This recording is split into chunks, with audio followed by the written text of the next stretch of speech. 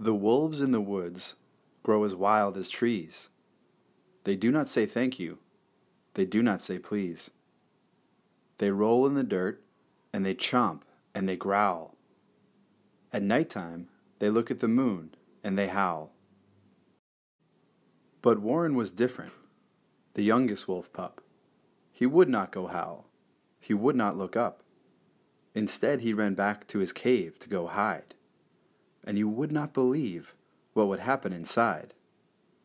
The brightest full moon would cause Warren to change from a furry young wolf to a creature most strange.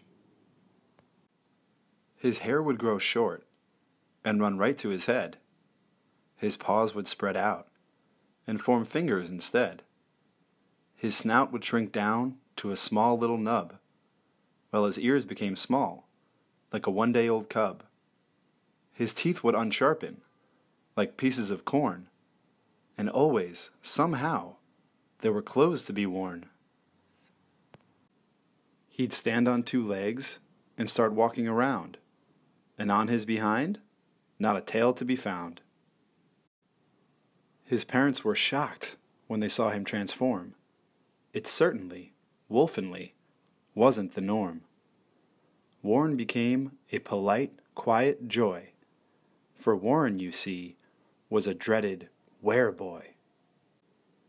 He'd only eat sandwiches, without the crust. He didn't talk back. He preferred earning trust. They scratched at their heads when he cleaned up the cave.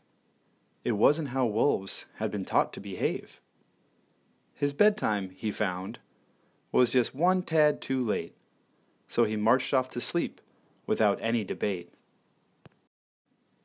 Instead of the floor, he would sleep on a bed, leaves for a blanket, and straw for his head.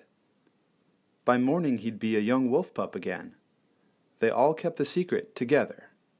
But then, a pack celebration to honor Sinclair, the eldest of wolves with the whitest of hair. When it came time to howl, they all looked around, but the family of Warren was not to be found.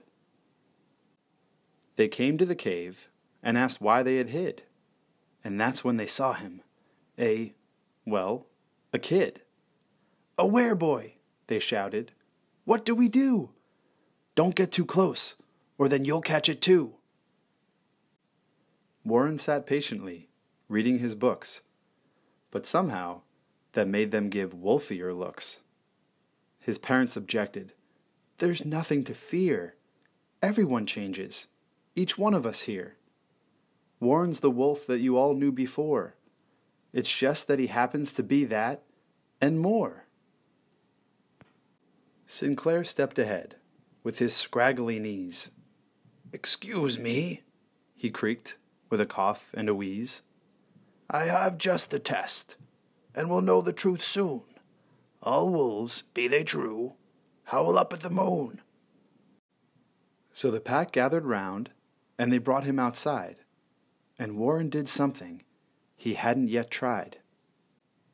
He lifted his head, and he puffed out his chest, looked straight at the moon, and he gave it his best, and from inside his heart, where it lay all along, came not a howl, but a beautiful song. Soon, one by one, all the wolves sat to listen, until morning dew on the grass came to glisten. His parents, Sinclair, and the wolves from his pack watched the sun change him from wereboy to back, and they saw him, this time, as they had not before, a wolf and a boy, and forever much more.